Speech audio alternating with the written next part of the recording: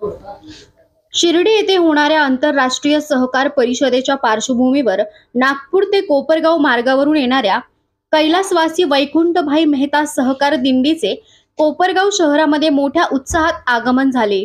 यावेळी कोपरगाव शहरातील छत्रपती शिवाजी महाराज स्मारकाजवळ दिंडी आली असता आमदार आशुतोष काळे व सहकार महर्षी शंकररावजी कोल्हे सहकारी साखर कारखान्याचे चेअरमन विवेक कोल्हे यांनी सहकार दिंडीचे स्वागत करून स्वतः दिंडीत सहभागी झाले।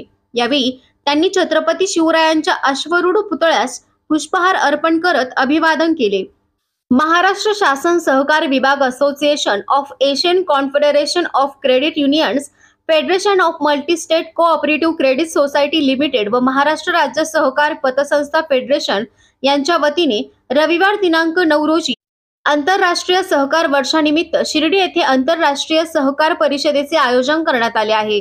शिर्डीत होणाऱ्या आंतरराष्ट्रीय सहकार परिषदेच्या माध्यमातून सहकार चळवळीचा प्रचार व प्रसार व्हावा या मुख्य उद्देश या सहकार दिंडीचा असून दिंडी सोबत देश विदेशातून आलेल्या सहकार प्रतिनिधी, महाराष्ट्र राज्य सहकारी पतसंस्था फेडरेशनचे सदस्य मोठ्या संख्येने उपस्थित होते।